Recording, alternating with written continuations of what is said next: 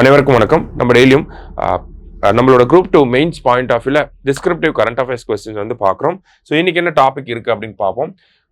19.5% of elderly population in India by 2050 அப்படின்னு சொல்லி ஒரு தலைப்பு கொடுத்துருக்காங்க.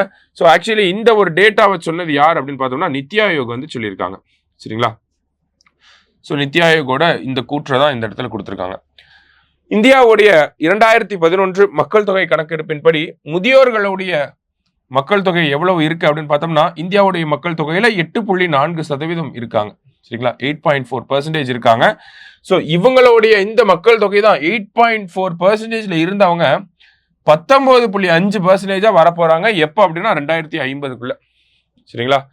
தமிழகத்தை பொறுத்த வரைக்குமே பார்த்தோம்னா 2031க்குள்ள பார்த்தோம்னா கிட்டத்தட்ட 20% எல்டர்லி பாப்புலேஷன் வர்றதுக்கான வாய்ப்புகள் இருக்கு அப்படிங்கிறத நம்மளுடைய சமூக நலத்துறை அவங்களுடைய பாலிசி நோட்ல கூட சொல்லியிருந்தாங்க. சரிங்களா?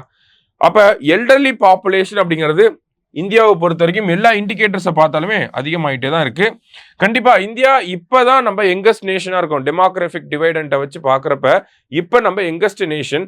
ஆனா நம்மளுடைய வயசு நமக்கு வயசாக ஆக இந்தியாவுக்கும் வயசாகும் அப்படிங்கறத ஞாபகம் வச்சுக்கோங்க. இப்போ கண்டிப்பா 2050 வாக்குல இந்தியாவோட ஆவரேஜ் ஏஜ் அப்படிங்கிறது 40, 50 அந்த மாதிரி போயிடும். சரிங்களா?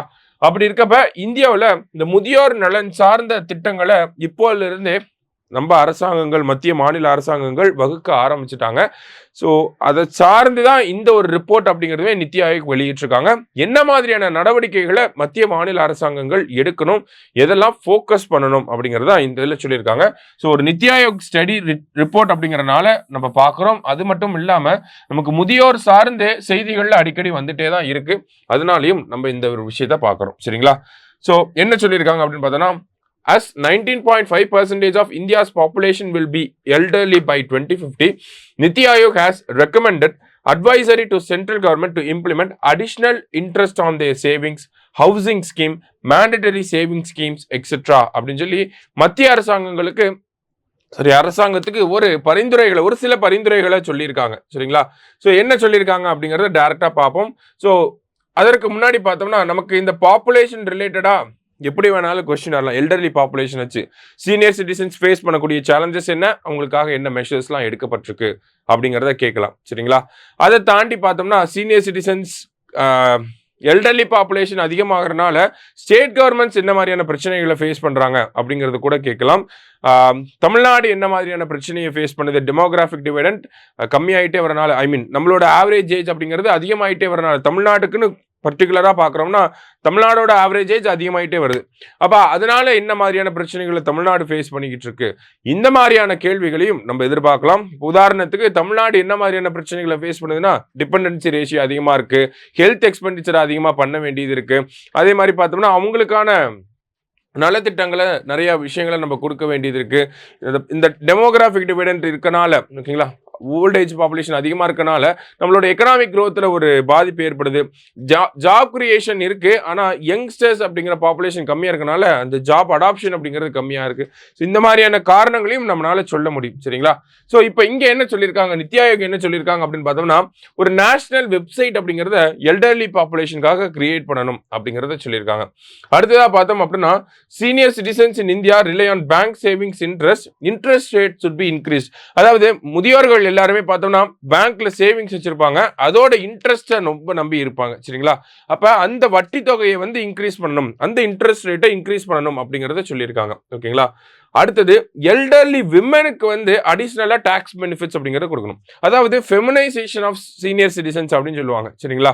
அதாவது இருக்கக்கூடிய முதியோர்கள்ல 65 வயசுக்கு மேல இருக்கக்கூடிய முதியோர்கள்ல நமக்கு இந்தியாவை பொறுத்த வரைக்கும் பார்த்தோம்னா அதுதான் நம்ம முதல்லயே சொல்லியிருக்கிறோம். எல்டர்லி பாப்புலேஷன்னா 60 வயசுக்கு மேல இருக்கிறவங்க, 60 வயசுக்கு மேல இருக்கவங்க நம்ம எடுத்துக்கலாம். சரிங்களா? 60+ அப்படிங்கிறவங்கள.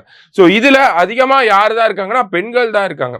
சரிங்களா? எல்டர்லி பாப்புலேஷன்ல அதிகமா இருக்கிறது யாருன்னா பெண்கள். Sex ratio of elderly population பார்த்தோம்னா 1033. அப்ப பெண்கள் தான் அதிகமா இருக்காங்க. சரியா? பெண்கள் அதிகமா இருக்கப்ப என்ன ஆகுது அப்படின்னு பார்த்தோம்னா அவங்களுக்கு தேவையான திட்டங்களை கொண்டு வரணும். ஓகேங்களா? ஏன்னா அவங்க கைவிடப்படலாம், விதவைகளாக இருக்கலாம். இந்த மாதிரியான பெண்களுக்கு அரசாங்கம் தான் உறுதுணையாக இருக்கணும். ஸோ அதுக்காக என்ன சொல்றாங்க, அடிஷனல் டாக்ஸ் பெனிஃபிட்ஸ் வந்து விமனுக்கு வந்து கொடுக்கணும் அப்படின்னு சொல்றாங்க. அடுத்ததா பார்த்தோம்னா எல்டர்லி பீப்புள் யூஸ் பண்ணக்கூடிய ப்ராடக்ட்ஸ் இருக்கு இல்லையா, அதுல ஜிஎஸ்டி அப்படிங்கறத கம்மி பண்ணணும் அப்படிங்கறத சொல்றாங்க. ஓகேங்களா, அதை வந்து இன்க்ரீஸ் பண்ணவே கூடாது அப்படிங்கிறத சொல்லியிருக்காங்க. இது ஆக்சுவலி ஒரு நல்ல ரெக்கமெண்டேஷன். அடுத்ததாக பார்த்தோம்னா corporate social responsibility funds should be used to provide services to poor citizens, residential projects should be developed அப்படின்னு சொல்லி கொடுத்துருக்காங்க. அது கார்ப்பரேட் சோஷியல் ரெஸ்பான்சிபிலிட்டி நான் சிஎஸ்ஆர் ஃபண்ட் அப்படின்னு சொல்லுவாங்க. ஒவ்வொரு கார்ப்பரேட் நிறுவனங்களும் அவங்களுடைய சமூக கடமைகளை ஆற்றுவதற்காக இந்த நிதியை வந்து அரசாங்கத்துக்கு கொடுப்பாங்க. ஸோ அந்த நிதியை வச்சு என்ன பண்ணணும் அப்படின்னா சீனியர் சிட்டிசனுக்கு தேவையான பணிகளை செஞ்சு கொடுக்கணும். அதே மாதிரி ரெசிடென்ஷியல் ப்ராஜெக்ட்ஸ் வந்து அதாவது வீடு அரசாங்கம் வீடு கட்டி கொடுக்குறாங்க இல்லையா, இந்த மாதிரியான திட்டங்கள் முதியோர்களுக்காக கொண்டு வரணும் அப்படிங்கிறத சொல்றாங்க. அடுத்தது பிரைவேட் ஹாஸ்பிட்டல்ஸ்லாம் பார்த்தோம்னா முதியோர்களுக்கு டிஸ்கவுண்டட் சர்வீசஸ், அதாவது சாதாரணமாக இருக்கக்கூடியவங்களுக்கு ஒரு ரேட்டும் முதியோர்களுக்குன்னு தனி ஒரு ரேட்டும் வச்சு நமக்கு இந்த மருத்துவ செலவுகளை பண்ணணும் அப்படிங்கிறத சொல்லியிருக்காங்க. அடுத்ததாக பார்த்தோம்னா as more than 75% of the elderly suffer from chronic diseases, they need to be treated and protected at home அப்படின்னு சொல்றாங்க. ஏன்னா கெரியாட்டிக் மெடிசன் பிஸ்னஸ் அப்படிங்கிறது 57,000 crore இன்க்ரீஸ் ஆகும் அப்படிங்கிறது சொல்லியிருக்காங்க. ஓகேங்களா, ஏன்னா இது ஒரு முக்கியமான விஷயம். என்னன்னா நமக்கு முதியோர்களுடைய பாப்புலேஷன் அதிகமாக அவங்களை சார்ந்த ஹெல்த் ஸ்பெண்டிங் அப்படிங்கிறது அதிகமாகும், அவங்களோட ஹெல்த் எக்ஸ்பெண்டிச்சர் அப்படிங்கிறது அதிகமாகும். ஏன்னா கிரானிக் டிசீசஸ், நான் கம்யூனிகபிள் டிசீசஸ், இந்த ஹார்ட், டயபிட்டிஸ், இந்த மாதிரிலாம் நிறைய பிரச்சனைகளை ஃபேஸ் பண்ணிட்டு தானே இருக்காங்க இல்லையா. ஸோ அவங்களுக்குலாம் என்ன பண்ணணும் அப்படின்னா வீடுகளுக்கே வந்து நோய்களை தீர்க்கக்கூடிய அளவில் ட்ரீட்மெண்ட் அப்படிங்கிறத பண்ணணும். அதற்கான ஸ்டெப்ஸை வந்து எடுக்கணும் அப்படின்னு சொல்லியிருக்காங்க. எப்படி மக்களை தேடி மருத்துவம் அப்படின்னு தமிழக அரசாங்கம் திட்டம் வச்சிருக்கோ அதுதான் இங்கே இடத்துல சொல்ல வராங்க. சரிங்களா, ஸோ இந்த மாதிரியான திட்டங்களை மத்திய அரசாங்கம் கொண்டு வரணும் அப்படின்னு சொல்றாங்க. அடுத்ததாக பார்த்தோம்னா out of India's current population 10% are senior citizens. நம்ம 2011 மக்கள் தொகை கணக்கெடுப்ப முன்னாடியே பார்த்தோம் 8.4% முதியோர்கள் இருந்தாங்க அப்படின்னு சொல்லி. கரண்டா பார்த்தோம்னா 10% இருக்காங்க.